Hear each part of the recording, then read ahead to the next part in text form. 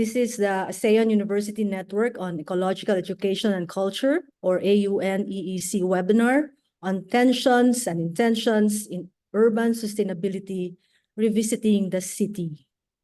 Thank you for joining us today. It is now 3 p.m. local time. Good afternoon from Metro Manila.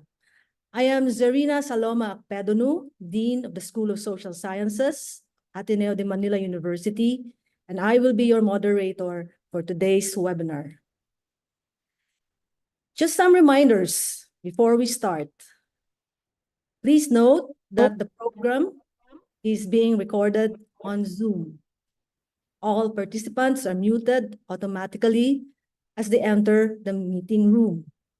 Throughout the session, kindly type in any comments or questions in the chat box. We will collect these for the open forum later on. There will be an evaluation survey at the end of the session. Requests for e-certificates may be made through the same form. Please rename on Zoom your institution, followed by your name as flashed on the slide. At this point, we would like to ask everyone to settle for the Philippine National Anthem.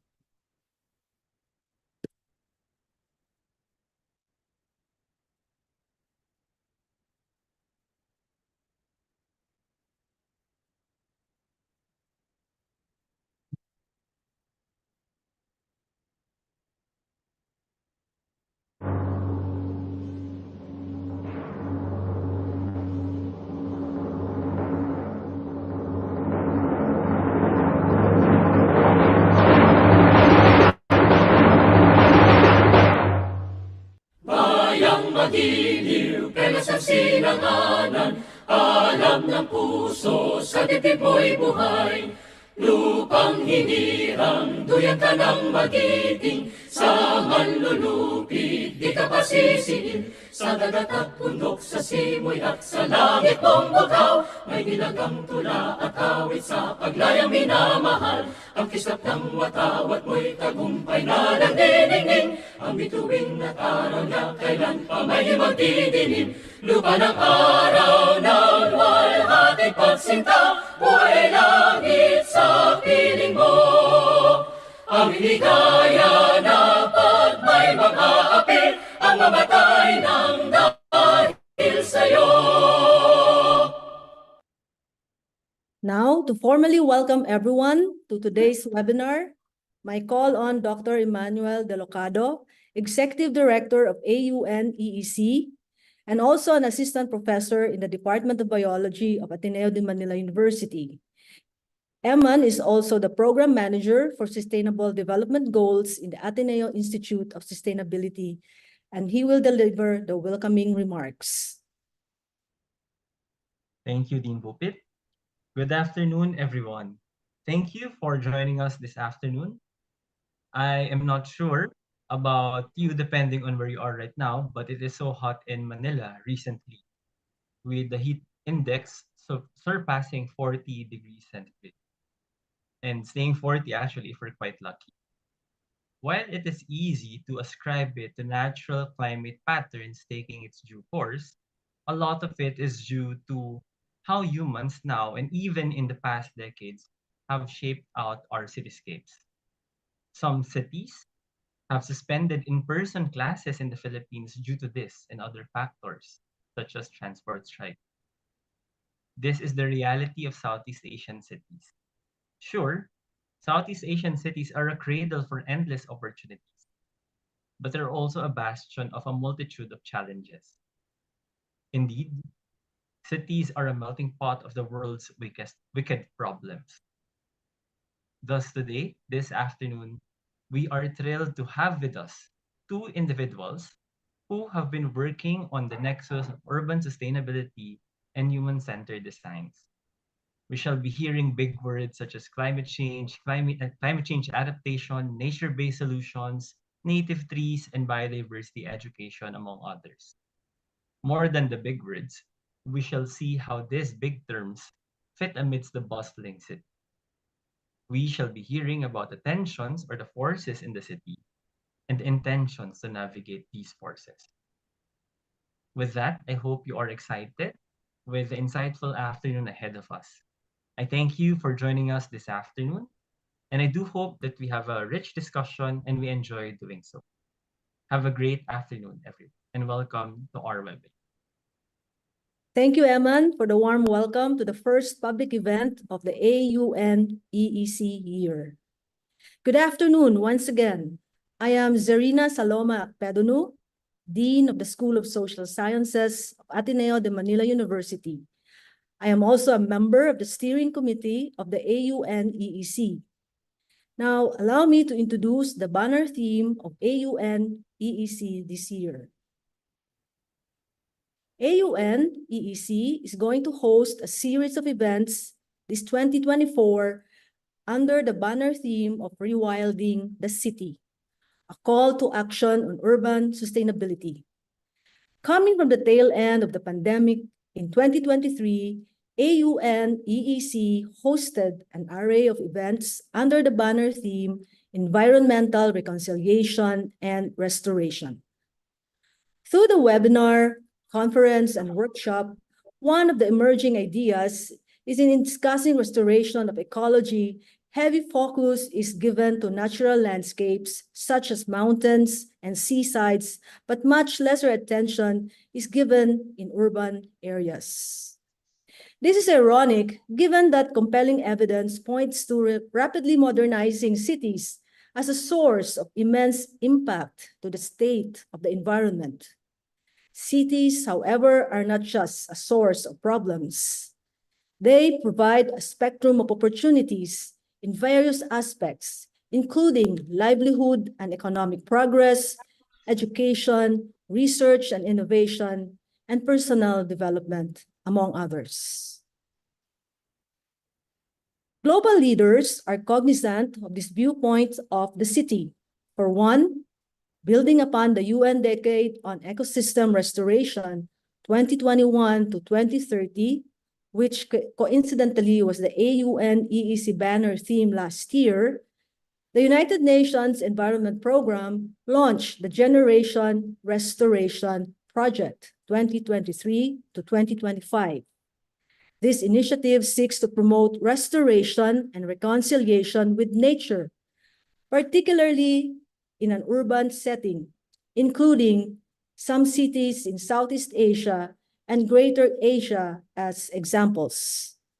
The focus on environmental movement in an urban setting is in fact integral to ecological education. With this in mind, today's event, the Revisiting the City webinar, will explore the pivotal role of Southeast Asian cities in advancing sustainability education, especially among the youth. Specific key questions to be explored in the webinar include: what are the tensions in the urban landscape that present as challenges in environmental conservation and sustainability education? How have individuals and organizations navigated these tensions to promote their intentions for a more sustainable urban environment? Even with these tensions and intentions, why do cities remain to play an integral role in mainstreaming ecological education and culture? Thus, this afternoon, we shall have two speakers. Our first speaker, Dr. Eric Wolf, will discuss the tensions in the city, while our second speaker, Ms. Arceli Tungol, will talk about the intentions in the city. This will be followed by a question and answer. During this time, we invite you to not only to ask your questions to the panelists, but also to share and open up opportunities for partnerships in mainstreaming urban sustainability. At the end of the program, the Secretariat will share announcements regarding the upcoming events and membership details. With that, let us get the ball rolling. At this point, we are now going to hear from our first speaker, Dr. Eric Wolf, on the tensions in the city. Dr. Eric Wolf is an interdisciplinary researcher and educator currently working as a research fellow at the Asian School of the Environment, of Nanyang Technological University in Singapore. He finished his bachelor's degree in civil engineering and master's in geotechnics from Universidade de Brasilia with visiting exchange programs in Czech Technological University in Prague and University of Liège. He finished his PhD from Monash University, working on community-based sense-making of water and conventional flood modeling frameworks in data-poor areas in Indonesia and Fiji. At different points of his career, he has worked with sectors from different parts of the globe, such as National Department of Transport Infrastructure of the Brazilian government, University of Pennsylvania, the RMIT University in Melbourne, which allowed him to view cities in different contexts. The work of Dr. Wolf delves into urban sustainability and resilience, citizen science, nature-based infrastructure provision, and climate change adaptation. His most recent publications examine citizen science and other participatory methods for integrating nature into urban planning and interrogate how communities can contribute to more nuanced and democratic decision-making. With this, we can see how his work focuses on bringing out the different voices in order to explore solutions to urban problems.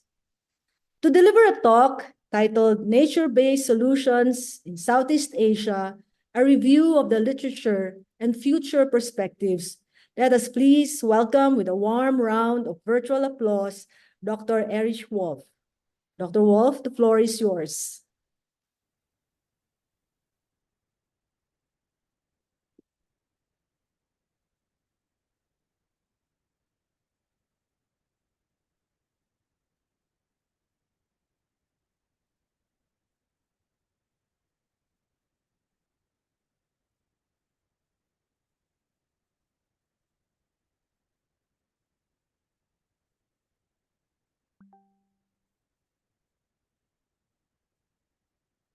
Okay, we cannot hear you, Dr. Wolf.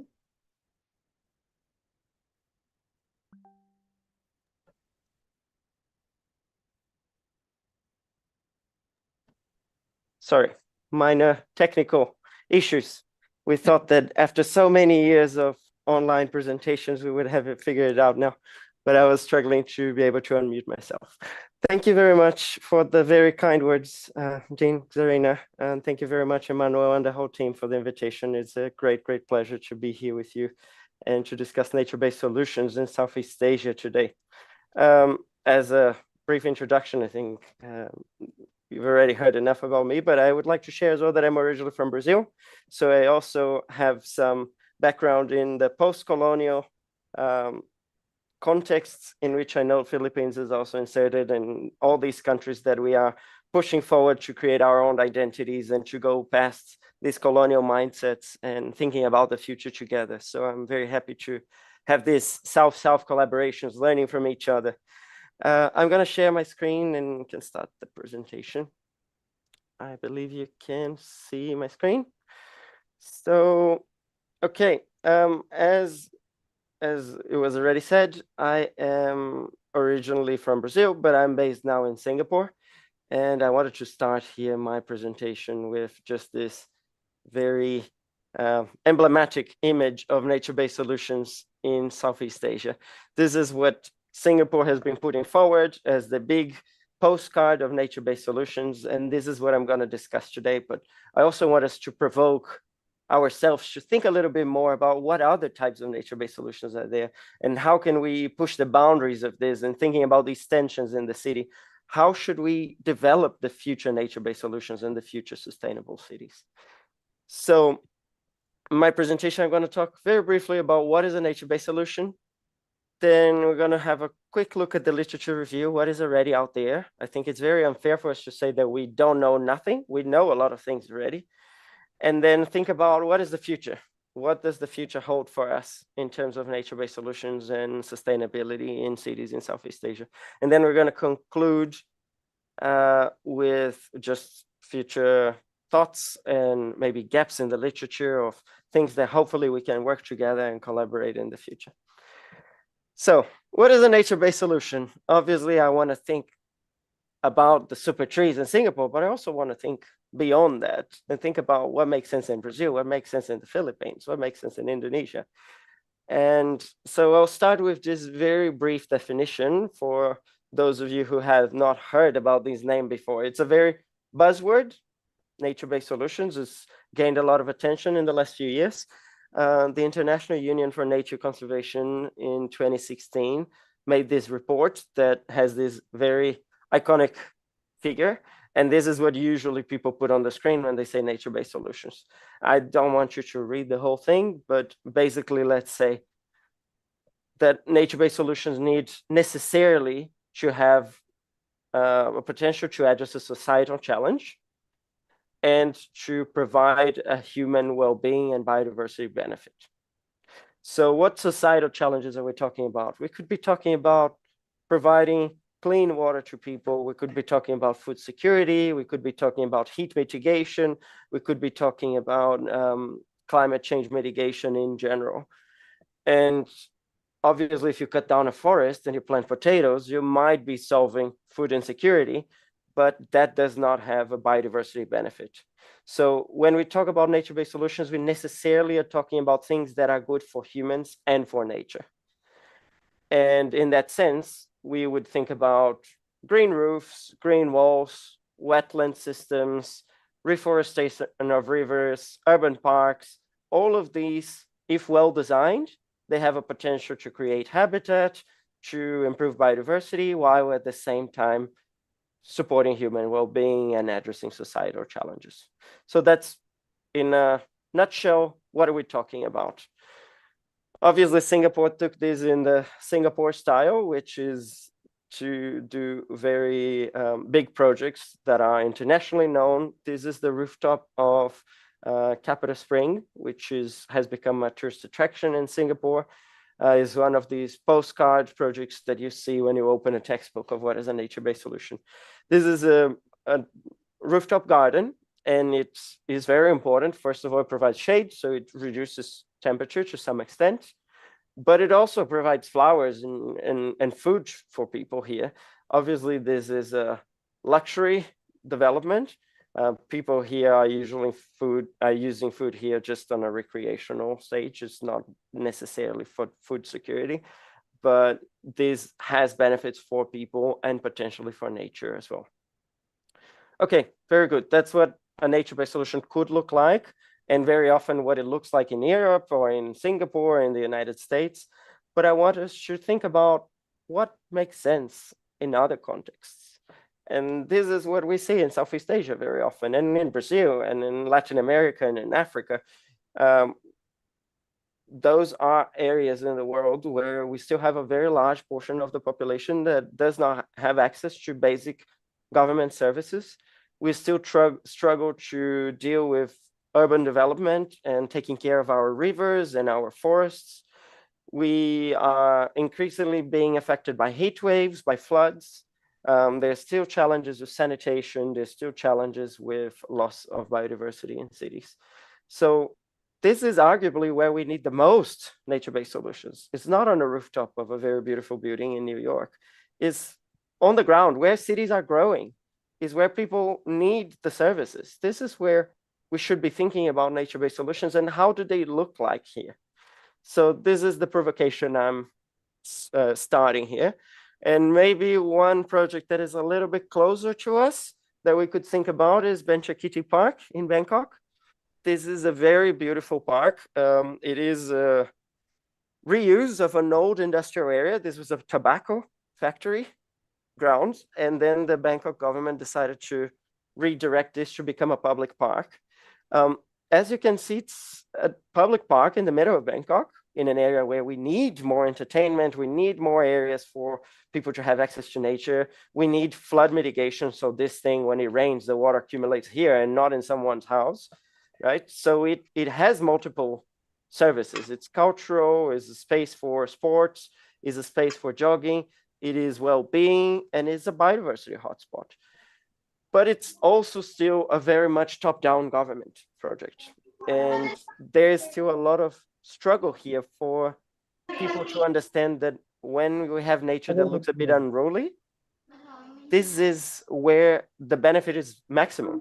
We have more biodiversity when we allow nature to be a little bit unruly as well.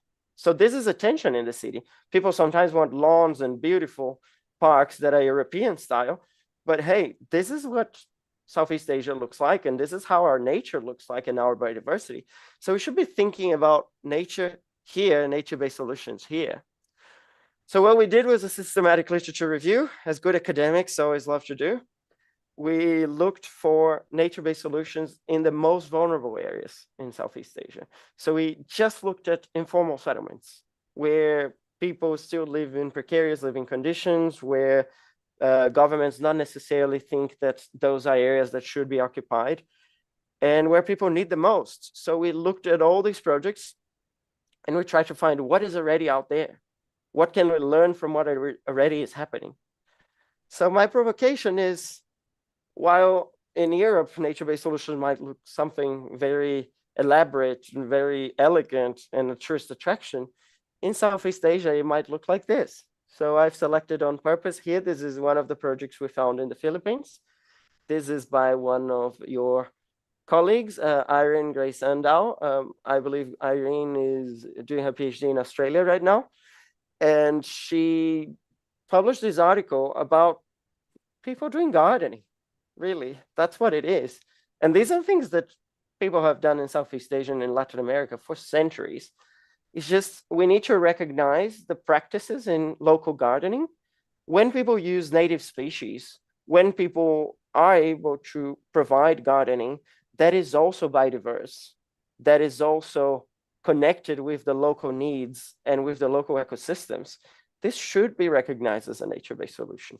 So we need to stop just thinking about the European examples as the only examples that are worth, and thinking about how can we find a way that is not just keeping communities like in kampongs in Indonesia doing their small gardening, but for supporting them and making that gardening provide food security and biodiversity, and having these initiatives, this traditional knowledge, being the type of nature-based solution that we have in the region.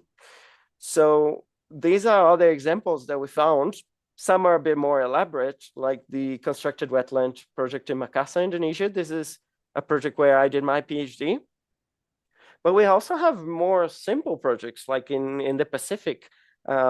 Planting mangroves is a very popular topic right now, or planting trees just to provide shades in cities, or even people just doing manual ditches to infiltrate water that are very common in the Solomon Islands and in the Pacific.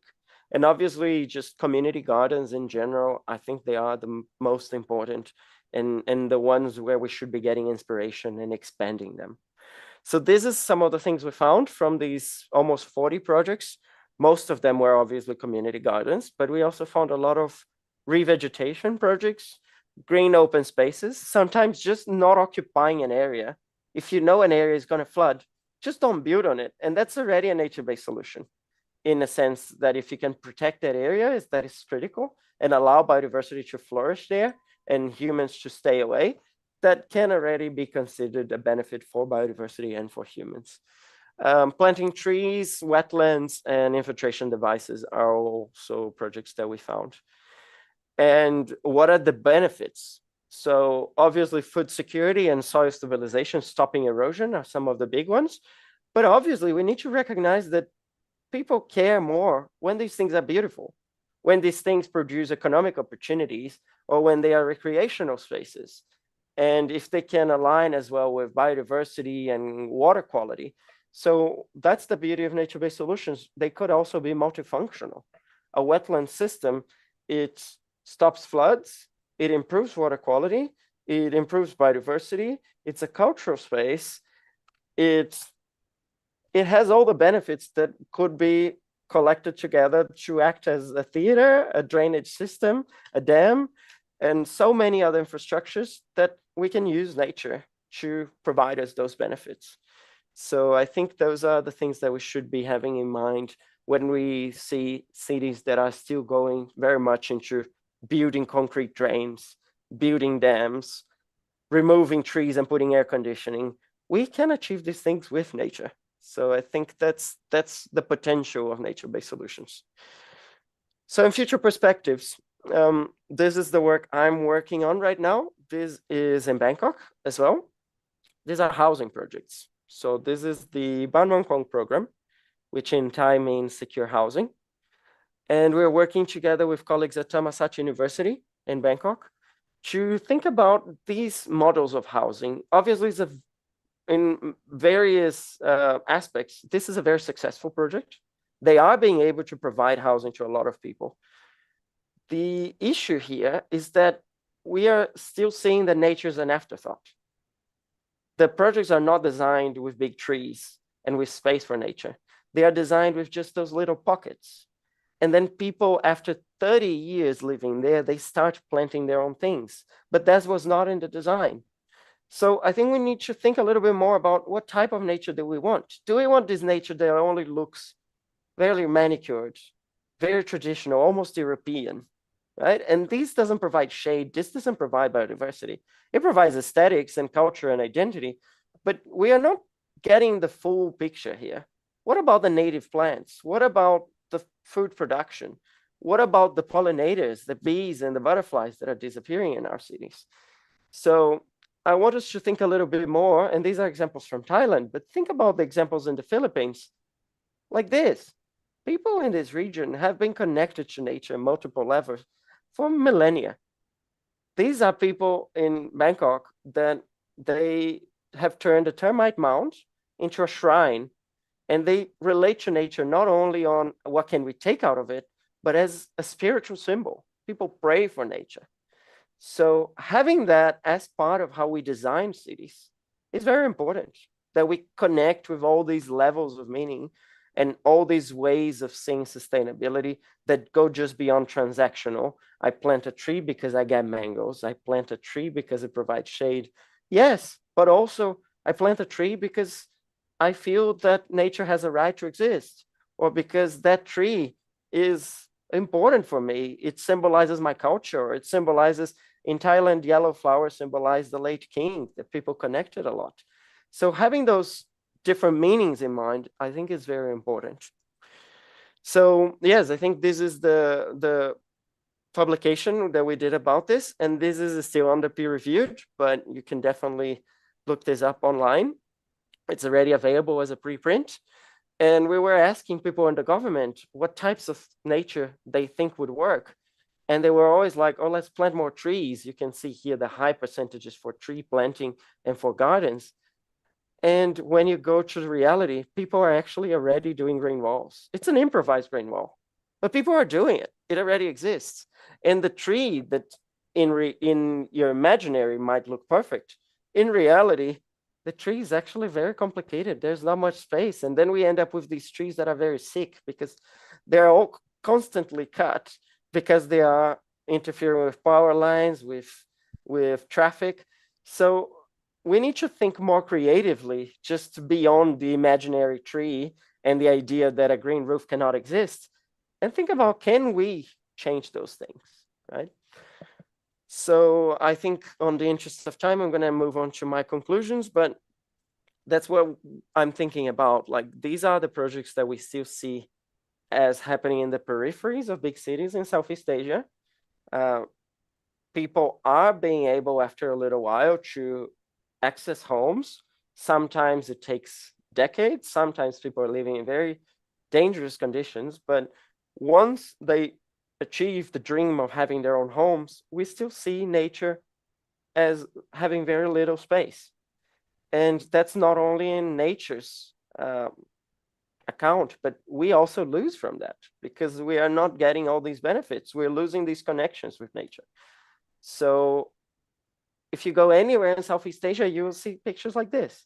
People are trying to bring nature back. They just don't have space for it.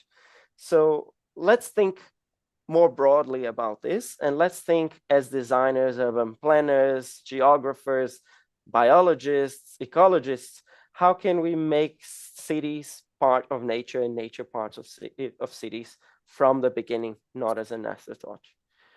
So yeah, I just wanted to thank you for the invitation and conclude with this diagram that we did in another publication. So basically what we are advocating here is the big problem of nature-based solutions is when someone arrives and says, oh, this worked in New York, therefore it's going to work in Manila.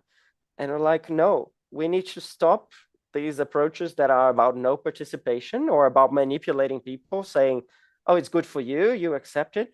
We need to move from that. And not only about consulting people, I want to build this, may I? No, we want to move into, let's engage with people, what identities and values they already have, what uses of nature they already have. Can we learn from what already existing in cities and use that to integrate nature into our projects of the future, cities of the future? We need less futuristic, imaginary, floating metal cities, and we need more cities that look like kampongs, that look like the peripheries of Manila, that looks like how people engaged with farms in Brazil for hundreds of years. That's my agenda, and that's what I wish to continue discussing with you. Thank you very much for the opportunity. I'm very open to continuing the conversations and to collaborating with Ateneo de Manila in the future. Thank you very much, Dr. Wolf. It was a very clear discussion of what nature-based solutions are, and the reminder that the uncelebrated traditional knowledge, everyday practices are nature-based solutions alongside the celebrated, sometimes upper-class, upscale developments in the famous cities of the world, such as Gardens by the Bay. So we note your call to make the city part of nature and nature part of the city. With that, the AUN-EEC now would like to launch its Instagram engagement activity, which we hope our young audience members participate in. May we call on Mr. Carl Alonsagay, AUN-EEC Secretariat, to share more about this activity. Thank you, Dr. Bopi. And again, my name is Carl from the AUN-EEC Secretariat. So at this segment, we'd like to invite everyone to join on this Instagram challenge, which is our first online engagement this year for the network titled Recapturing the City.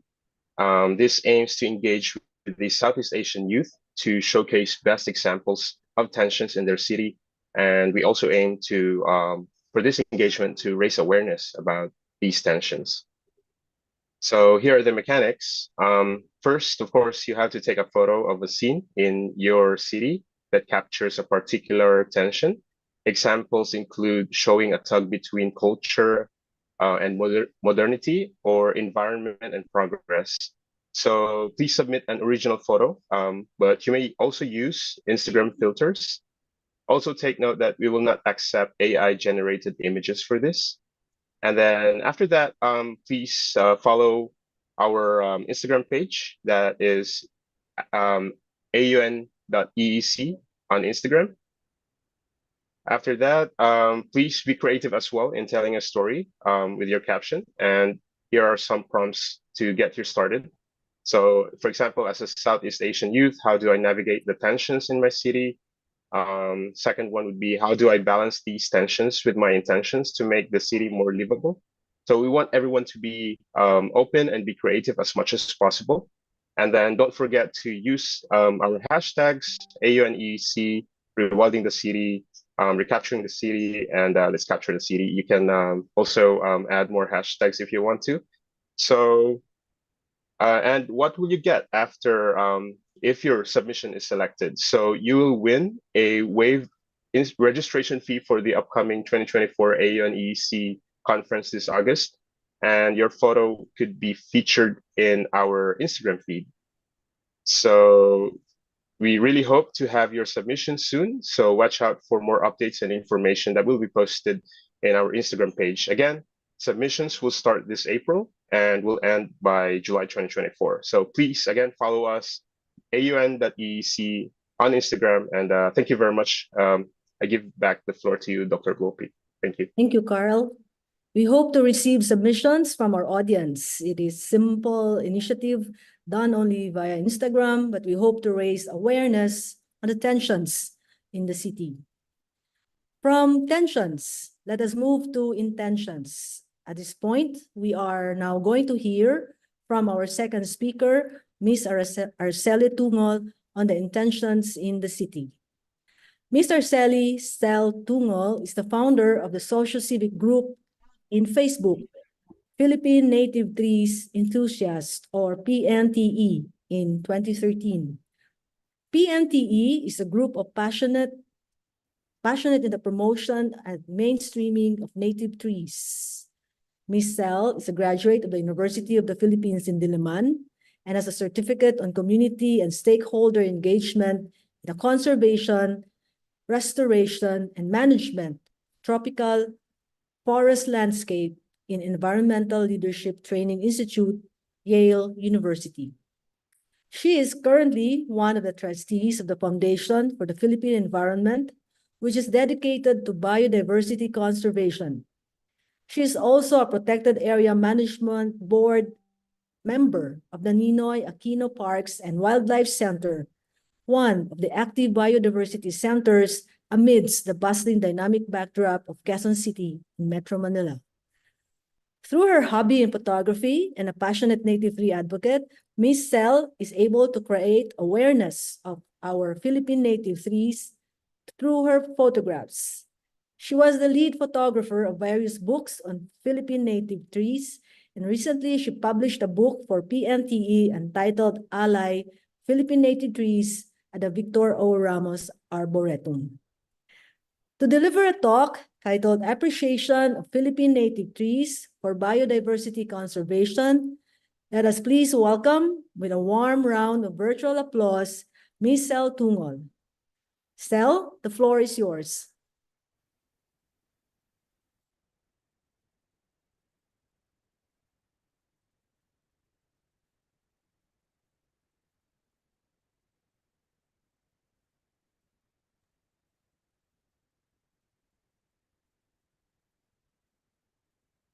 Sel, we still cannot hear you. Let's see what we can fix on our end.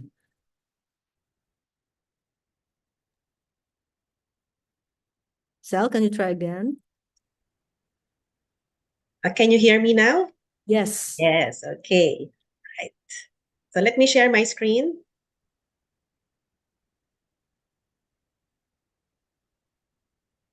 Hold on.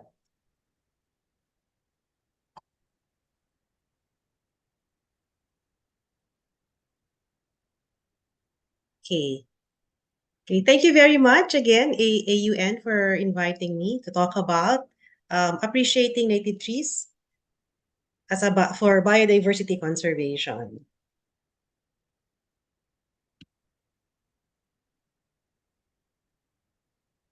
Hold on. Okay, let me share with you the story of PNTE. So it started as an inspiration from Leonard Go. Leonard Go is one of the premier botanists in the Philippines. However, he passed on in 2010. And I still remember what he told me about, we cannot protect what we do not know. So if you want to protect a specific species, then we need to learn more about it. We need to love it so that we can protect it. Hence, I created the Philippine Native Tree Enthusiasts. It's a loose organization in Facebook where I'm able to reach like-minded individuals with the same passion for the love of native trees. And today we have about 23,700 members. These are followers and members from different sectors of society. So we have people from government, from the academe, from professionals, no, and most of them hobbyists. Again, we are not SEC registered. We are a loose organization. However, we survived. No, we are now on our 10th year. Our mission and vision, a vision where a nation that recognizes the key role of Philippine native trees in the preservation of Philippine biodiversity. And our mission here is to educate the Filipino people about the importance of native trees in the environment. And hopefully we can inspire them to move projects on their own in mainstreaming these native trees. So I see a trend where there's increased awareness now of appreciation of our native trees, and several PNTE communities have been created. I see some members from the provinces, no? So PNTE was established in Metro Manila, and we have encouraged other groups to group themselves, to organize themselves in the provinces. So we have 11 in Luzon, 5 in Visayas, and 8 in Mindanao. So some of the participants here might want to join these groups for better appreciation of our native trees. We talk a lot about climate change and what do we do about it? We want to save the environment. And this particular photo here, I got from the Upper Bikutan National High School, where they ask questions like, bakit sobrang polluted na ng hangin? So why is the air polluted? Bakit bumabaha? Bakit? Why is it flooded? Bakit sobrang init? How come it's too hot? And all of this, the response is walang puno or there are no trees.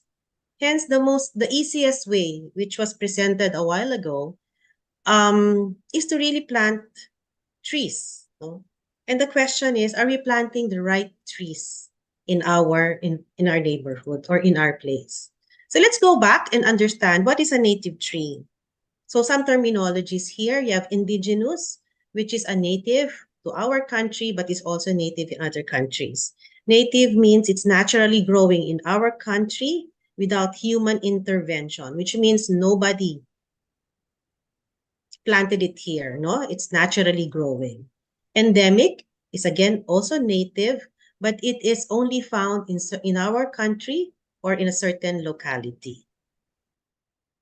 On the flip side, you'll see the other kind of trees, which are the exotic or alien. These are foreign species introduced by man outside its natural range. And another problematic exotic species is the invasive alien species. So these are introduced, non-native species creating havoc in our environment. Okay, you'll be hearing a lot of these terminologies as we progress, or even in your research, you'll be hearing these terminologies often. And I'd like to put in some minutes on understanding invasive alien species because sometimes, because these invasive alien species have already colonized most of our areas, people would tend to think that these are native species. And instead of helping the environment, we are doing harm. So let us go through this. So oftentimes, I flash this photo and I ask my audience whether this is exotic or native. And some would say it's native, when actually this is an invasive alien species, which is mahogany. And mahogany is not Philippine mahogany, no? There is no single tree called Philippine mahogany. The mahogany that we see around us is actually Swetenia macrophylla, which is from the South America. And the term Philippine mahogany is a trade name for a collective species. So it's a group of premium timber. Okay, so these are usually our dipterocarps, no? Which are your apitong, bagtikan, white lawaan, giho, tangile. And these are premium hardwoods. And we've seen a decline in their number because of massive deforestation. So again, mahogany that you see is not the Philippine mahogany. Some of you may have visited this place. This is a man-made mahogany forest in Bohol.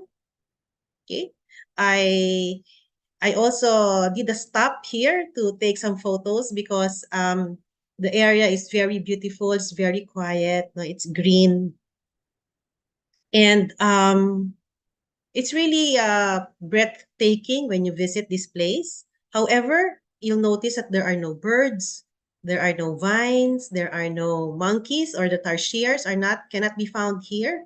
Actually, Bohol is known for tarsiers, but tarsiers are not in this environment because they don't provide food for them. If you see down below, you see very dry and dead soil. And according to Dr. James Lafranchi, 10 hectares of mahogany forest is actually a biodiversity dead zone. No? So the message here is let us not plant mahogany because it will displace our native species. It has an allelopathic characteristics. No, it inhibits the growth of our native trees. And if you notice, if you plant them in your farms, your fruit trees will bear low fruits. No, it will not the fruit bearing trees may produce some fruits, but it's not its maximum potential. So we discourage people from planting mahogany in schools, in farms, and in your forests. No,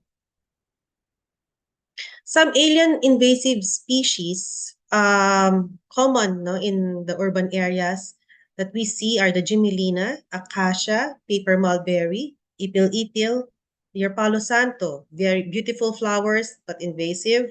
You have African tulip, also very beautiful flowers. You have giant teak and mahogany. So these are actually invasive alien species that we see around, that we think they're very beautiful. Some would also think that they are native or naturalized, but actually they're posing a threat to our environment. So saving the planet, do not plant this as invasive alien species. Then we move on to why do we need native trees? No? Of course, trees provide oxygen. They also provide shade. They cool the environment. But what is so special about our native trees? And let me just show you. Number one, it promotes biodiversity. Our natural forest is actually made up of native trees, and these native trees have a symbiotic relationship with other living things. A lot of wildlife depend on our forest, and if ever we want to create the natural forest, we really need to go back and check what are the native trees that are thriving in the nearest natural forest in your area, and that is what you have to duplicate. No need to introduce the exotic species. Same is true with rewilding the city. We need to use native tree species. And I'll show you later more examples of native trees. I put in also a photo of a bird because if you hear birds in your place or in the forest, then that's a good indicator that you have a healthy forest. Here are a few interesting metrics on the Philippines biodiversity. We are one of the 17th megadiverse countries in the world. We have 70 to 80% of the world's biodiversity. So you really don't have to go out of the Philippines no, in order to see 70 to 80% because they're already here in the Philippines. And as far as native trees are concerned, we have 3,600. So we can choose from these 3,600 the right trees to plant in our area, in our green spaces. In terms of endemic species, no, we have very high endemism. As far as the plants are concerned, we have 65% endemic in the Philippines. Birds, we have 35% endemic in the Philippines. And as far as animals are concerned, 60 to 85% endemic in the Philippines. However, we ranked second as a biodiversity hotspot, no? Which means we have very high endemism, but we have suffered 70% loss in original vegetation, which means the habitat of our flora and fauna is really under threat, or even we really need to do something about raising that number. So number two, we have to native trees provide food to humans as well as to wildlife. No, so you have the himbabao. You also have the hold on.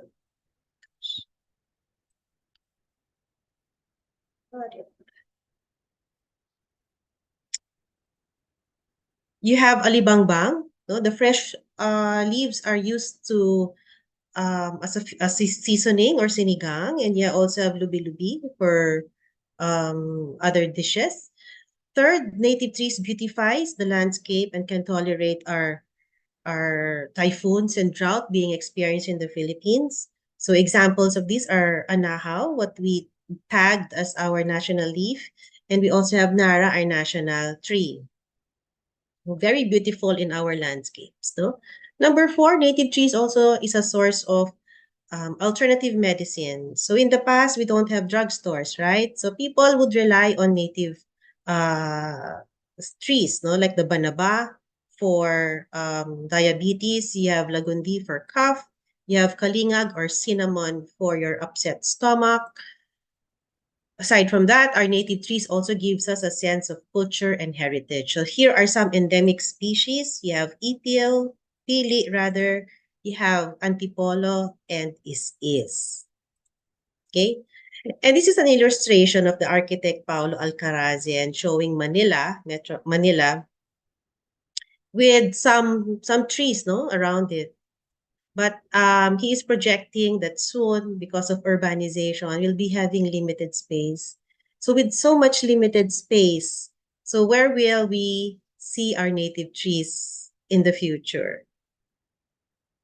So our native trees, most of them are now threatened, vulnerable, and endangered.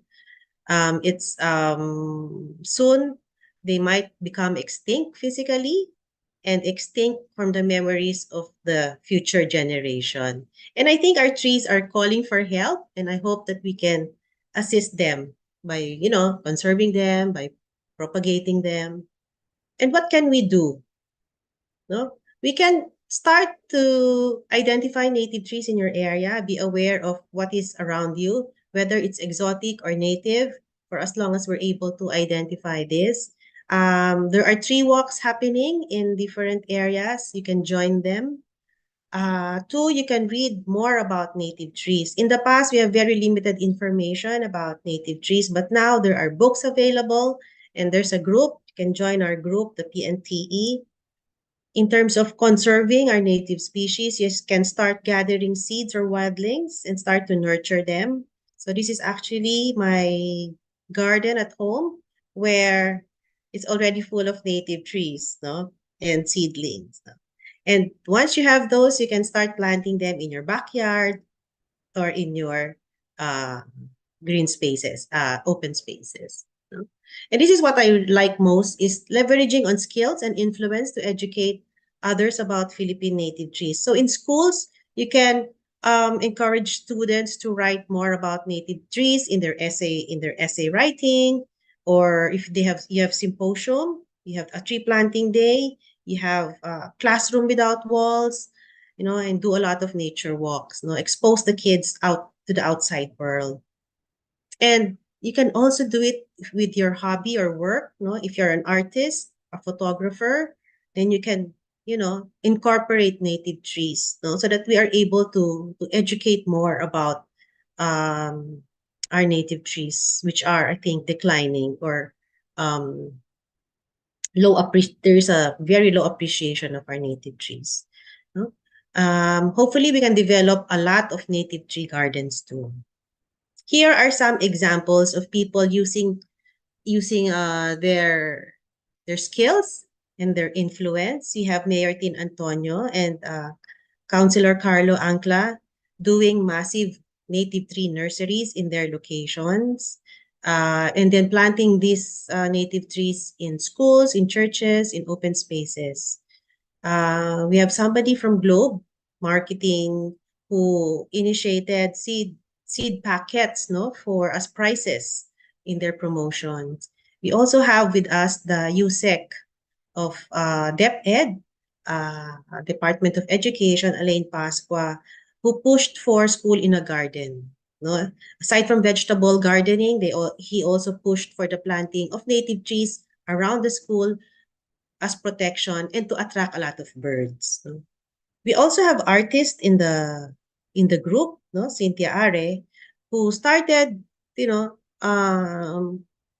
painting and illustrating flowering native trees. And then stationaries and other corporate giveaways were done. We also have Lenny Sutcliffe, a homeowner of Ayala West Grove, who just planted native trees all over her village. And they won the ASEAN Green Initiative last year, for having a lot of native trees sustainable and in their sustainability projects. Aside from that, she also made a book on a guide to the West Grove trees, the native trees in West Grove. In terms of rewilding in the cities, it's really a problem because we really have limited space. We only can plant so much native trees. But still, there is hope because we have Ayala Estates and other conglomerates planting native trees around the estates.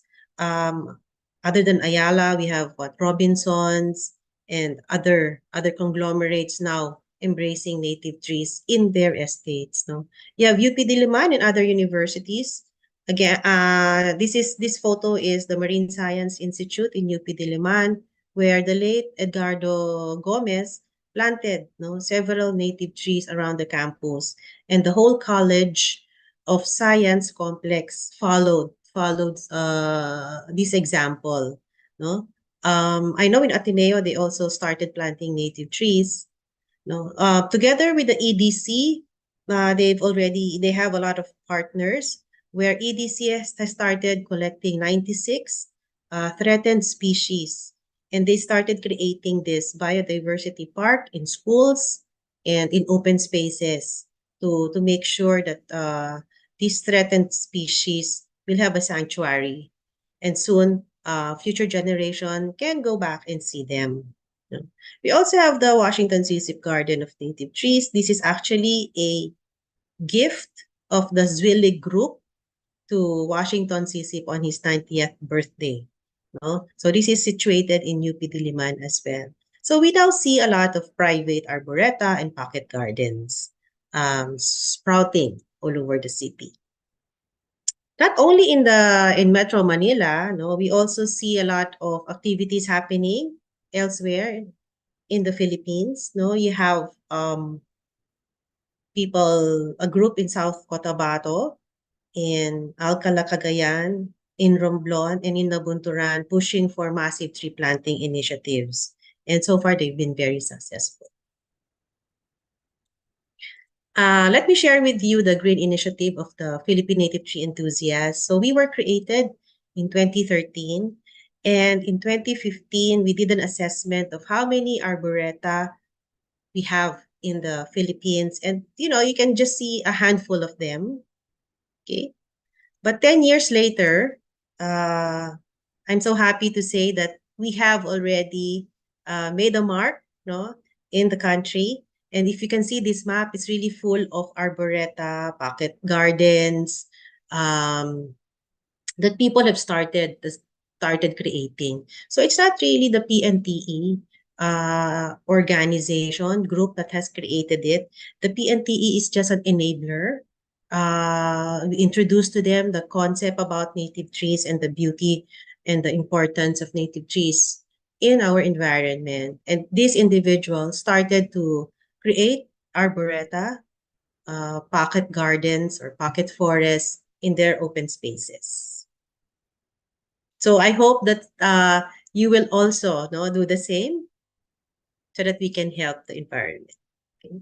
This is my last 2 slides. I'd like to encourage you to get a copy of the PNTE book, Philippine Native Trees, and it covers 300 species of native trees for you to learn and to get and to discover. And I'd like to invite you also to join us in Facebook. That's Philippine Native Tree Enthusiasts. We will help you in identifying your trees, help you in germinating, in nurturing. There's a lot of discussions happening in the group. We also have seed exchange. So I'd like to see you there in this group soon. Thank you very much.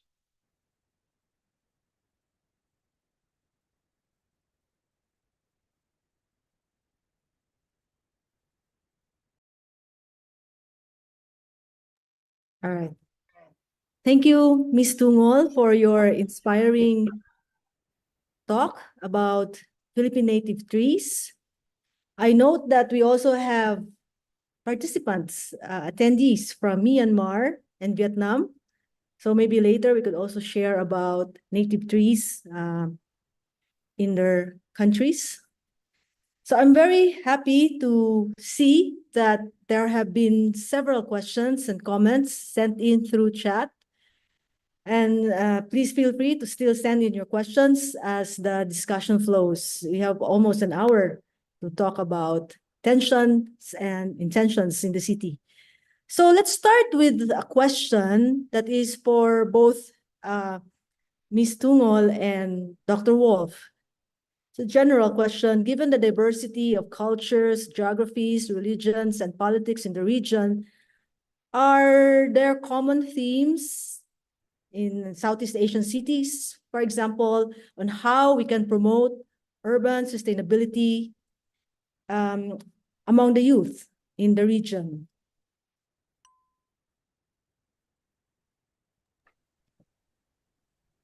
I can maybe share a few thoughts. I think that yes, there definitely are, and maybe for good or for bad, what unites Southeast Asia, I think many of the challenges are common, right? There is a big concern with climate change, with sea level rise. It's a region with many islands, with many coastal cities. There's a big concern with heat waves. There's a big concern with informal settlements. So our challenges are shared, and we see that even in the literature review, when we look at it, there is a big interest. For example, another topic that always shows up is air pollution, whether it's from cars or from industrial activity or from fires.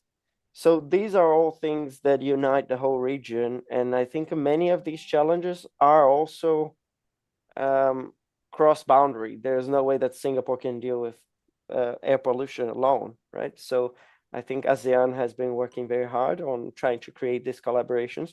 And I think we should be thinking about how to involve civil society, how to involve government, and how to involve academia and collaborate across the region. So I think that's a very good question and a very good food for thought for all of us on how we can work together. All right. You have a rejoinder, Ms. Tungol? I think it's more of education. I mean, if we educate the youth, no, then there's hope that we can have them think of innovative ideas, no, on how to really have a sustainable society. All right, so we have common issues, common problems and challenges, but also, as you said, opportunities that are commonly shared by the people in this region. Let me just go to Dr. Wolf's point. There's a question here.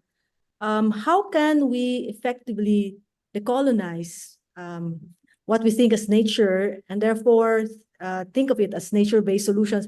I think at some point in time we talk about nature-based solutions. We seem to be talking about colonizing nature so that it will serve us, so that it will help solve our problems. But that's not the whole story, correct?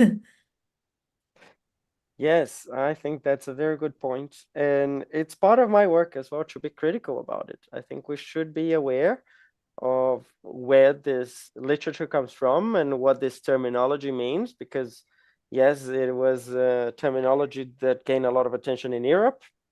And from there, it's been taking over because of grants, because of researchers, because of the United Nations taking over.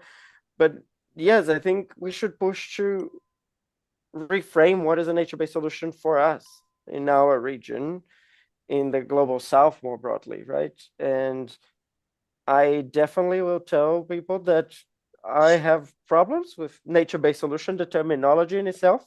Just saying that nature and us, two separate things, that's already something that I find it's problematic. Very often we should see us as part of nature. And the other thing is the solution part. So it's always about like a problem that needs solving, that comes externally. And rather, I think that sometimes it's a lot of it comes from inside and comes from inspiration of things that are already happening. So I think it is very important that we're critical about it, but my perspective is that we should take over and hijack that term and use it in our advantage in terms of supporting the projects that are already happening, in terms of attracting international attention, international projects, but doing things that in the way that they make sense for us. I think that's my position. Well, Mr. Joaquin Victor Warren of UP Manila actually would like to go further. He said, I found your talk on nature-based solutions interesting, as most of us, well, I think everyone did, who are here today. However, given that you mentioned how European landscaping styles might not be the best solution for areas in the global south, after all, we always say you cannot plant coconut trees everywhere. Could you share any struggles you might be aware of in promoting the use of participatory nature-based solutions among urban development planners who may have a partiality to the European style? Okay, I can. I think part of it is cultural, which is what Ms. Tongo was talking about as well. I think the way we see trees and the way we see nature, that there is a colonizing way of seeing nature, right? That we want nature to be manicured. So I think that is one component of it, is challenging that. But I also feel that that's part of my work. The work I've been publishing recently is on citizen science and how can we involve the community in part of the data collection and understanding our places. I think it is very important that we are aware that in Southeast Asian informal settlements, we very often don't have the data. So how do we design something for floods if we don't know where the floods happen?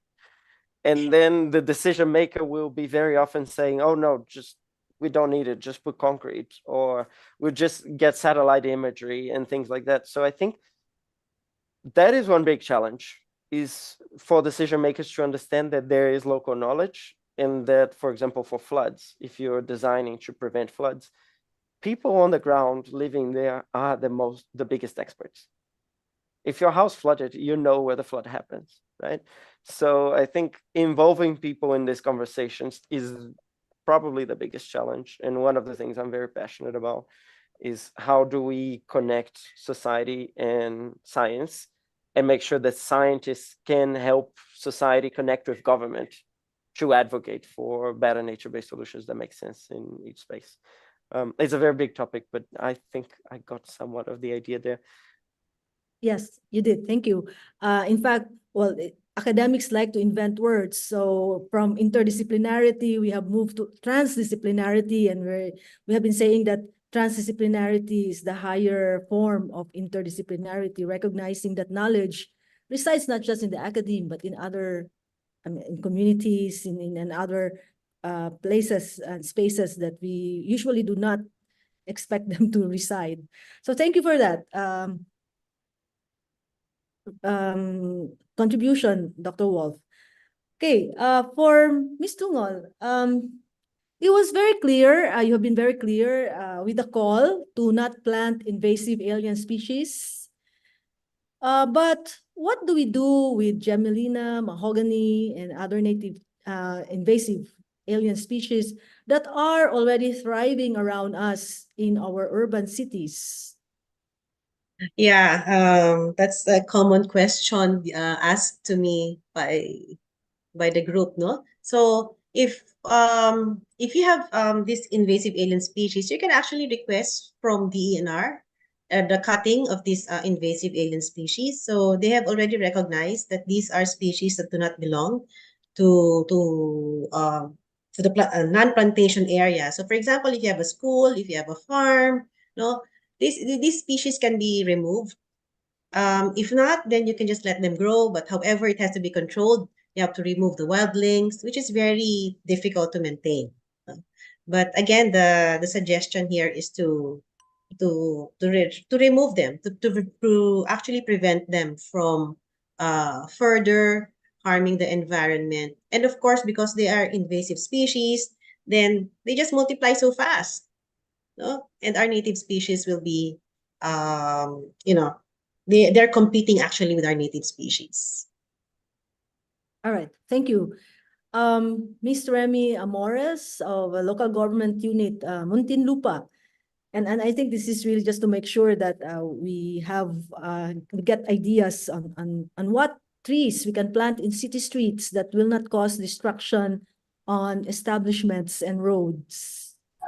Yes, we already have a list of trees for urban areas, no? The Philippine Native Tree Enthusiasts, together with experts, recommended several trees. The Department of Environment and Natural Resources also have a list of species which are adapted to urban landscapes and to, roadsides and small spaces. All And we right. can share that with you. Okay. And then, but if you could just have a sample of the a sample of Okay. these. So there are, the common banaba, katmon, the CRs, balitbitan, things that you see around already, growing. I think there are already areas where native trees are being planted along the roadsides. All right. That's really good to know, and we can emulate and do more of those initiatives. So let's look at the other question here from, well, we have a participant from West Visayas State University, Gio de Maulo.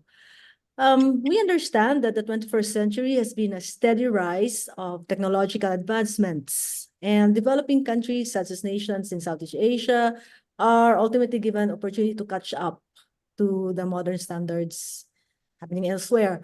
However, given the alarming indexes of global warming and climate change, such as the horrendous temperature, the heat index that we're experiencing right now in the Philippines, do you think that we could adapt technologies in monitoring, developing, and nurturing natural hotspots in our country?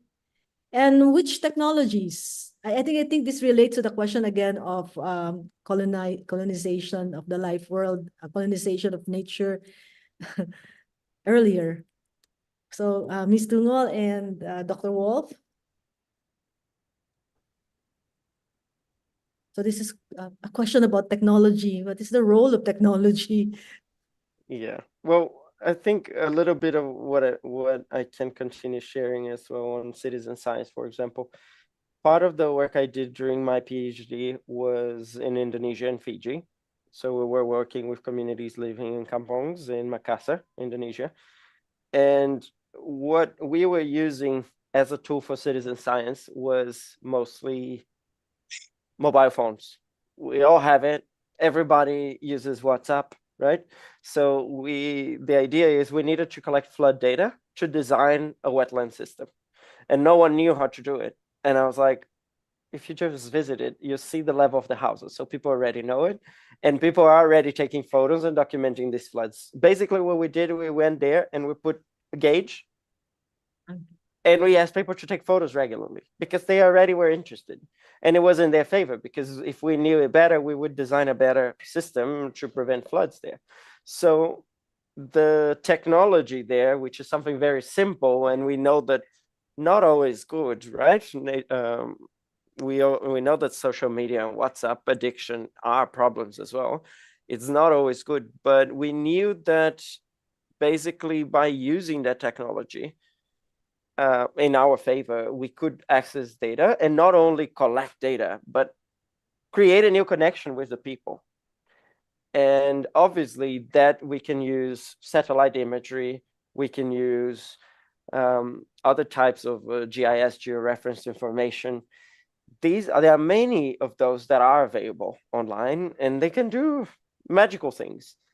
The thing that I find challenging is when we just do it using digital tools provided by NASA and we don't run actual people on the ground. That's, I think, what we cannot do is we can leverage all these amazing tools that are out there, but we cannot forget about the cultural side, about the meaning and about how people relate to it. Otherwise, we design something that looks beautiful and then it falls in disrepair because the mayor changed or because people don't care about it or because people think that that plant smells or creates rats or something like that. So you need to know what people think about it and how they connect to it and educate them or share the experience to design a city that is actually inclusive and that has nature and valuable nature that people value.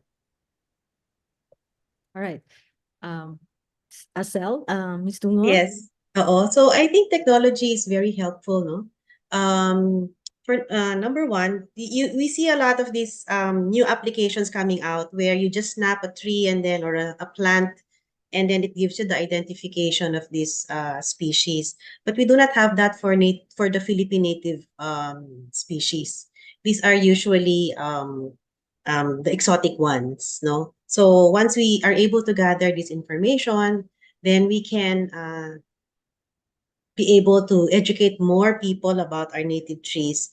Like, when you snap or when you take a photo of a native tree, it tells you right away what is this tree and what are the uses of these trees.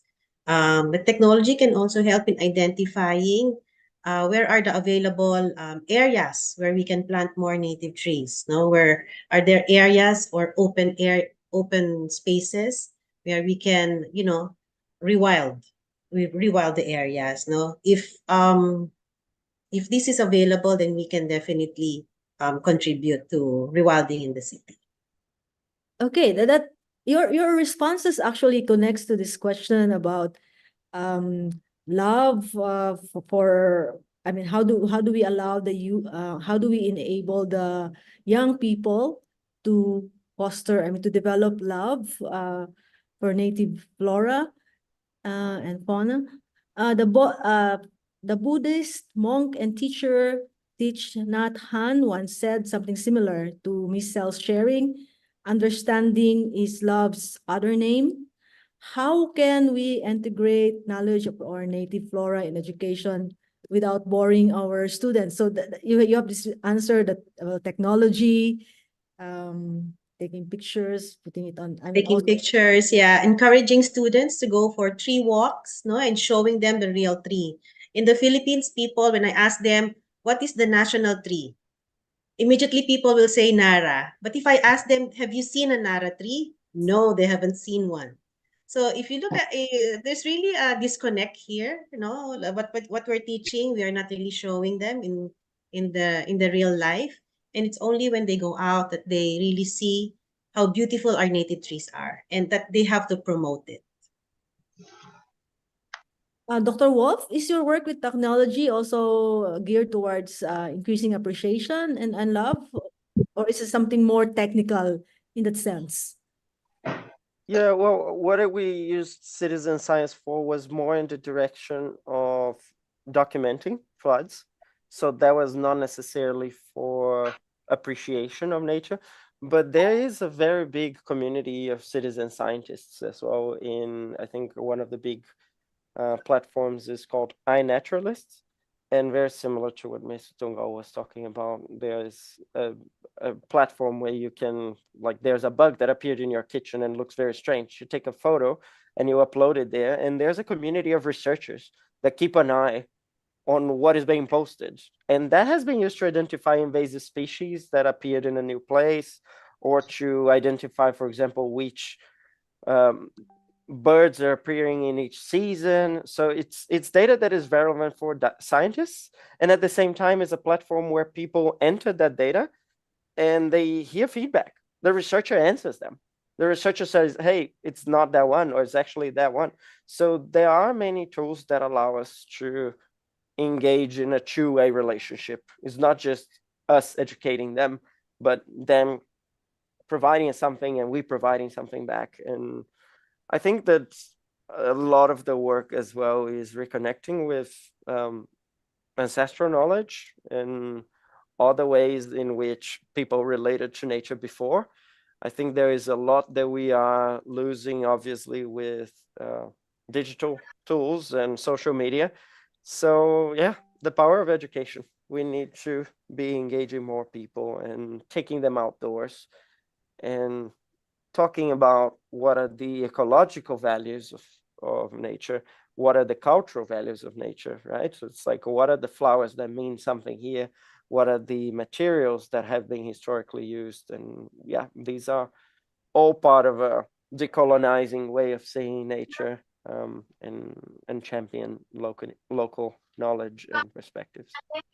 So if I get it right, the responses that you and Ms. Tungo actually gave are returning are coming home to the same point. It promotes care and love for the city. I mean, the beauty of trees, but also the endangered beauty of the city because of there's floods and other challenges. So I think the work that you do actually points about love for nature, for the environment.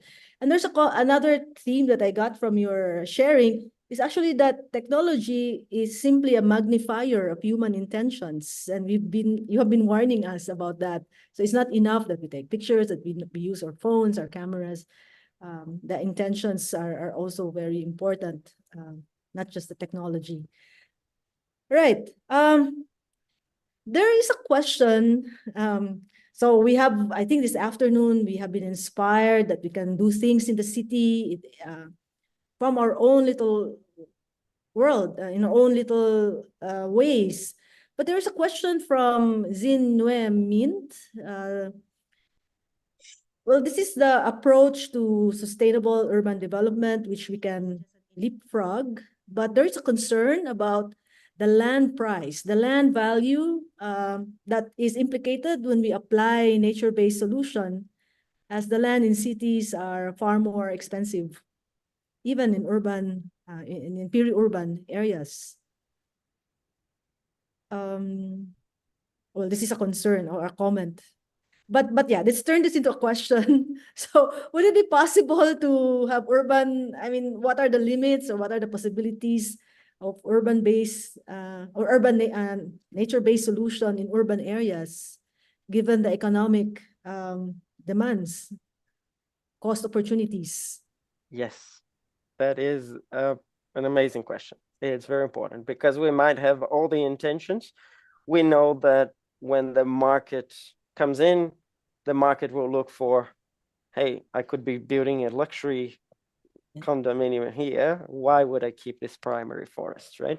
So I think part of the answer is obviously there is a cost of opportunity, and we need to be aware of that and go beyond idealistic views and understand that we need to talk to the market. I think that's where I'm trying to get to. And part of it is the role of scientists as well, because there is an emerging field that not always love it, also because I think there are some challenges in terms of how we frame nature just as a service. But there's a very big literature in ecosystem services and ecosystem service assessment. So that is a big role for science, that we can develop tools to measure these benefits of nature. So if we can say that keeping that wetland will prevent 2 neighborhoods from going underwater, we might be able to pitch, don't build that luxury apartment complex there, because you will build it and it will be underwater, and you will cause you more damage in the long term, not only for private developers, but also for the government. Like you'll gain the immediate tax from selling this land, but later on, you will need to invest a lot in drainage systems and in emergency systems, because you need to rescue people here every year. So if we can measure this, and as academia build this knowledge base on how do we measure temperature reduction, how do we measure flood mitigation, how do we measure well-being, and Singapore is very good at this. Singapore has put in its policy from the beginning that having nature in the city improves productivity. So if we want to talk to the market, I think that is something that we should not have a taboo about. And being able to quantify the value of nature in the city is an important way that we can leverage to protect nature. So converting these benefits in monetary value is not something that I feel it's fully aligned with my values, but I think it is important to dialogue with different stakeholders. So I'll leave it there as a possibility. All right. Thank you, Dr. Wolf. Ms. Tungal, do you also feel the market impinging on your good intentions?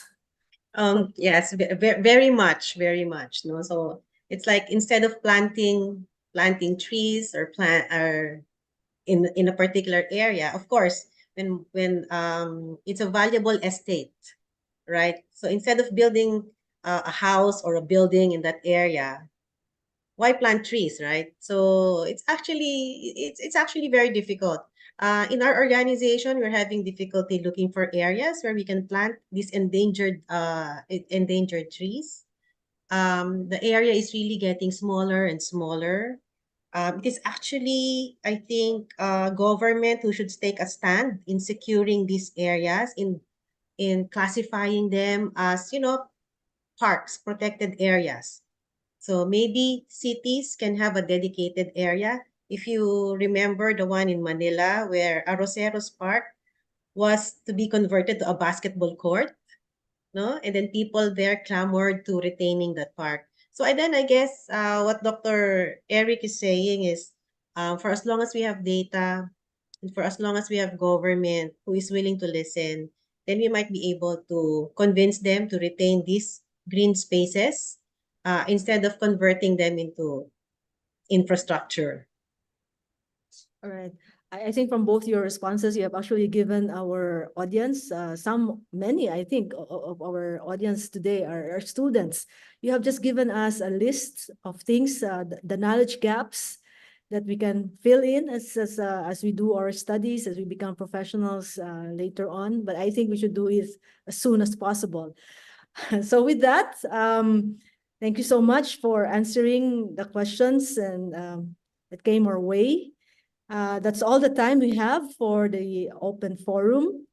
Thank you very much for the insightful questions and comments. So we would like to thank once again Dr. Erich Wolf and Ms. Sel Tungol for being here today. Please allow me to read the Certificate of Appreciation.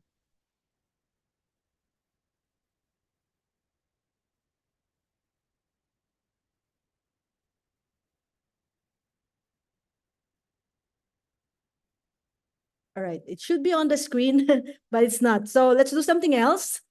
May we ask everyone to please turn on your cameras if you're able for our group photo.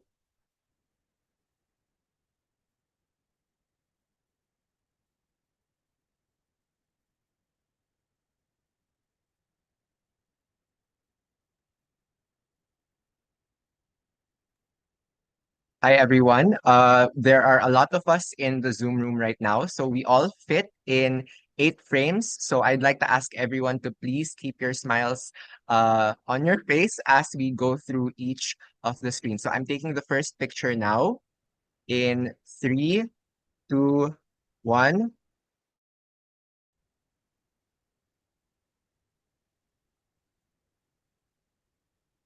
Thank you very much. Now on to the second page. Taking the photo in 3, 2, 1.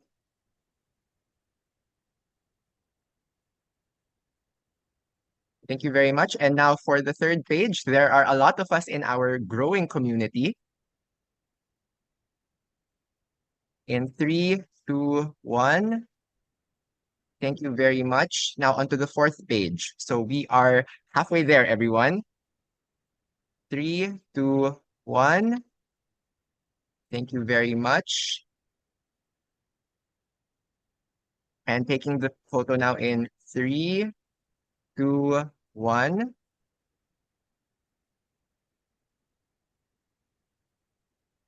Last 3 pages. Taking the photo in 3, 2, 1.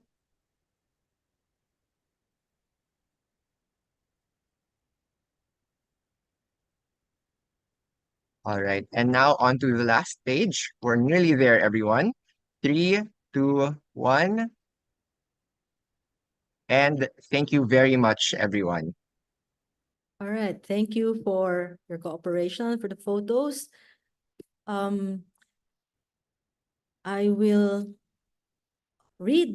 now read the citation or token of appreciation. Certificate of Appreciation is presented to Dr. Erich Wolf for his valuable contribution as a speaker on the webinar titled Rewilding the City, held on 16th day of April 2024 via Zoom, signed Emmanuel D. Delocado, PhD, Executive Director, ASEAN University Network on Ecological Education and Culture. Certificate of Appreciation is presented to Ms. Arceli Tungol for her valuable contribution as a speaker on the webinar titled Rewilding the City, held on the 16th day of April 2024 via Zoom, signed Emmanuel D. Delocado, PhD, Executive Director, ASEAN University Network on Ecological Education and Culture. So thank you very much, everyone. Thank you very much, Dr. Wolf and Dr. Ms. Tungol. I will turn you over now to Dr. Emmanuel Delocado, Director of AUN-EEC, to share with us the upcoming events of the network.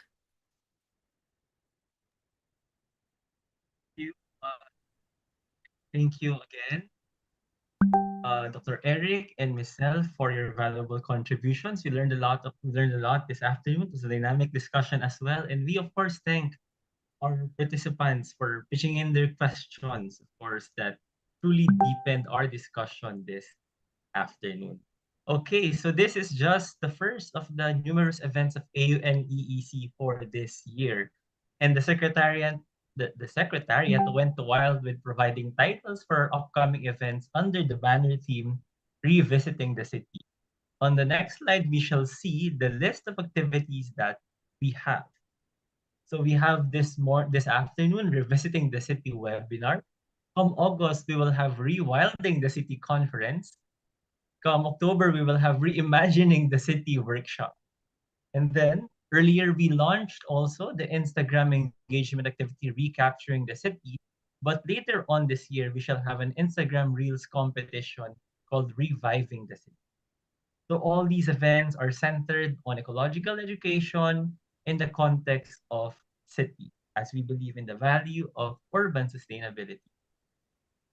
Aside from the city-themed events, we will also have a roundtable discussion on education for sustainable development, one of our on-site events coming from the pandemic. So allow me to talk some more about some of these events. The Recapturing the City Instagram engagement activity was presented earlier, and the Secretariat noted that when it was discussed, we instantly received a lot of likes on Instagram. So thank you. I hope that's a sign of your participation. It's quite simple. Just take a picture of a scene from your city, which shows a particular attention, right? It's as simple as that. Environment versus economy, or cultural preservation versus modernity. Though, of course, as we learned also from today, and as we will be hearing more late in the other activities of AUN-EEC, these tensions can be navigated properly to still mainstream urban sustainability. Our major event for this year is the 2024 AUN-EEC Conference on Ecological Education and Culture, titled Rewilding the City. Ayan. So I hope you will join us on August 16. That's a Wednesday. The conference is just one day and will be completely online. We are organizing it in partnership with another network, AUN Sustainable Cities and Urban Development of Universitas Indonesia. And we will see some bullet points here. There you go. The registration fee, similar to last year, is quite small. So for those who are part of institutions or members of AUN-EEC, you get a discounted price of just $4 or 200 pesos. For institutions who are not yet members of AUN-EEC, your registration fee would be $10 or 500 pesos. How to be a member of AUN-EEC, we'll talk about that later. For this conference, we're happy that for the first time, we shall be opening publication opportunities for those who will be presenting their papers. And thus, we will soon open the call for paper presentations under the following thematic areas: ecological issues in the city, such as flooding, subsidence, forest fires, haze, etc. Cities as a pedagogical space. So how the city can teach us things, whether in formal curriculum or in informal education. And lastly, best practices in ecological education.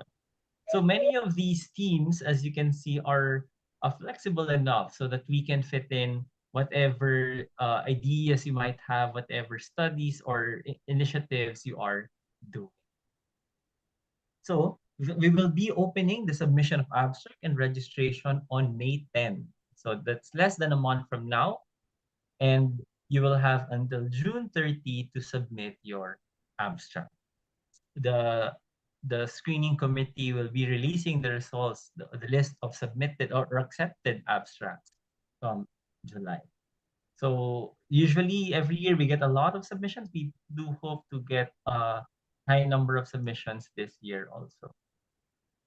We also have other events and we will be talking about them in greater detail in future events of AUN-EEC, so please join us. But the last one I would like to mention, which is quite big, probably bigger than how we originally envisioned it, is the AUN-EEC and AUN-SCU City Planning Workshop and Competition happening in October called Reimagining the City. So after taking into consideration the insights from today's webinar and the upcoming conference, we call on the Southeast Asian youth to reimagine their city. We will launch it sometime in October, after which it will be followed by an elimination round when participants get to submit their concept notes on how they reimagine their city. There will be a series of workshops to improve the ideas, and we shall invite the finalists for an on-site or hybrid presentation, wherein a set of judges will be determining the champion for the city planning competition. So quite exciting. I hope you are excited and you will hear more about it and you will see more about the promotions on our social media. At this point, I'd like to turn over the floor to Daniel to discuss the membership application for AUN-EEC. Daniel.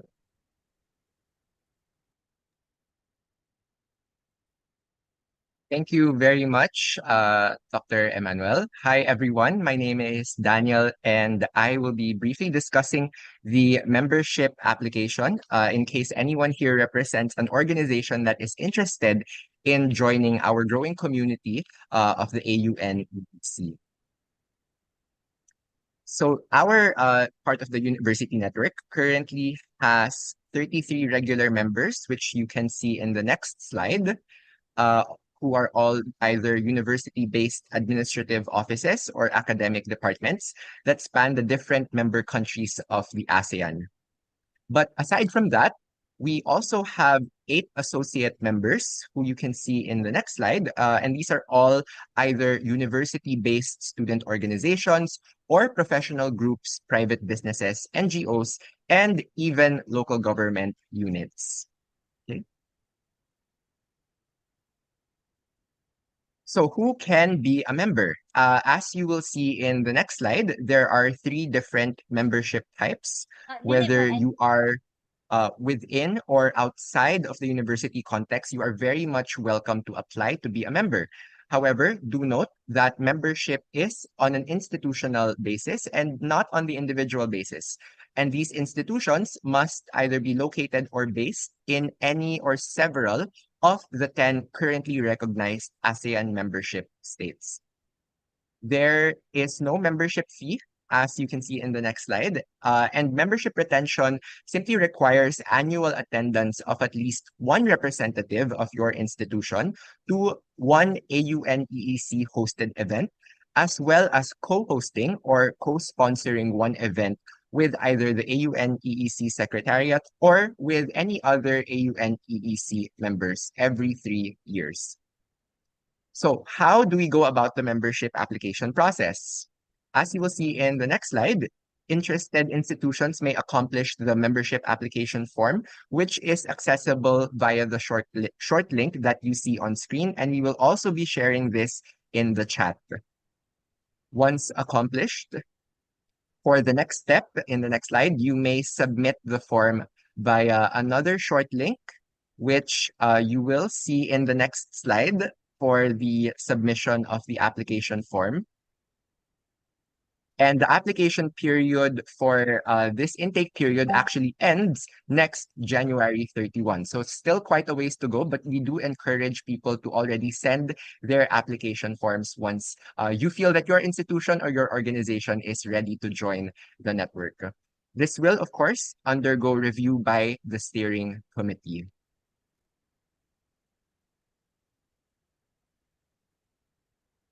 In the next slide, okay, so once it has gone review by the steering committee, there will be deliberations, and the steering committee will get back to you with the results of your application. And we're always looking to welcome new institutions into our growing network. If you would like to know more about us, please visit our website at AUN-EEC.ateneo.edu for more details or scan the QR code. We will also be sending all of these links in the chat. And speaking of community, this ties in very neatly with our next slide.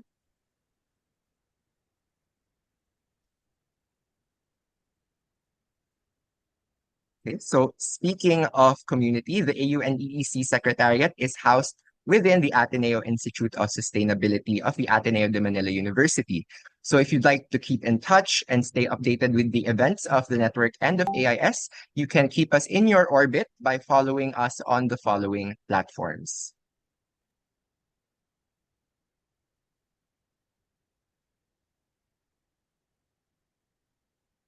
And with that, we thank you very much for your interest in joining the network, joining our growing family. So at this point, I'd like to move the program on to the next portion. All right. Thank you, Daniel. At this point, may we call on Ms. Jean Hardeleza Mijares, AUN-EEC Secretariat and Program Manager for Climate and Disaster Resilience at the Ateneo Institute of Sustainability, to deliver the closing remarks. Thank you, Dean Bo-Peep. So as we come to the end of our webinar on revisiting the city, looking at the tensions and intentions in urban sustainability, on behalf of the Secretariat of the ASEAN University Network on Ecological Education and Culture, I wish to express our gratitude to our speakers, Dr. Eric Wolf and to Ms. Arceli Tungol, for lending their time, energy, and expertise. Their talks have really shed light on the complexities of urban sustainability and the importance of educating and involving our communities in shaping more sustainable future, especially in Southeast Asia.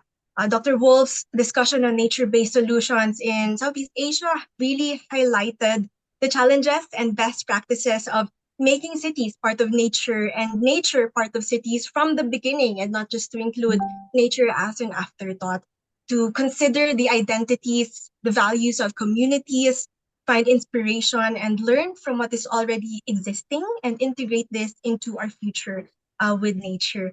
Ms. Tungol's presentation on the appreciation of native tree species for biodiversity conservation really underscored the power of intentions in driving positive change.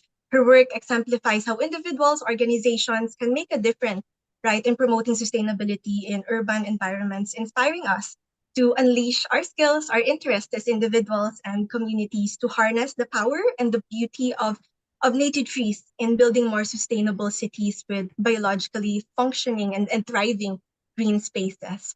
I would also like to thank, of course, Dr. Zarina Saloma Akpedonu for being our moderator today, really driving the conversation forward and bringing in diverse voices from the participants, diving into the questions and tensions and opportunities for intentions in the city. I know there are lots of many more questions, and we hope to get the conversations running even after this webinar. So we hope that you will indeed be part of the ASEAN University Network on Ecological Education and Culture as official members.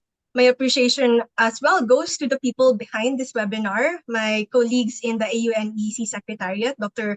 Emmanuel Delacado, our Executive Director, Mr. Carl Alonsagay, Mr. Daniel Retilla, and Mr. Chris Castillo of the AUN-EEC Secretariat for all the work that you do. our interns from the Ateneo Institute of Sustainability for your assistance. Timmy Romero, Roz Labaria, and Nick Abella, thank you so much. And thanks also goes as well to Ms. Denise Galias, the comms officer in AIS, for helping us promote the event. And of course, our deep gratitude goes to you, dear participants and colleagues in ecological education and culture from all over Asia, joining us, being here today as we continue to converse about how to rewild our cities. Thank you very much. As we reflect on the key questions raised in this webinar, it is clear that cities and we who are part of these cities play important roles in mainstreaming ecological education and culture. And despite these challenges, there is growing movement towards sustainability. There is hope driven by the intentions of individuals and communities to create a more sustainable world. I hope that today's discussion have inspired you to continue exploring these important issues and to take action in your own context, in your own communities. I also hope that today inspires and excites you to look around you, look around your area, to take a walk in your villages, in your communities, see and listen to nature, to understand nature, to love nature, and find opportunities to embrace the wild in our cities. Thank you once again to everyone, to our speakers, to our moderator, Dean Bo-Peep, and to all of you for joining us this afternoon. Back to you, Dean. You're welcome, and thank you, Jean. Thank you, everyone, once again for your participation in this webinar. We hope you have gained fresh insights on the tensions and intentions in urban sustainability. Please don't forget to accomplish our event evaluation form. Our tech team has posted the link in the chat. Requests for e-certificates will be coursed through the same form. Bye for now. We hope to see you again in the rest of the AUN-EEC events this year.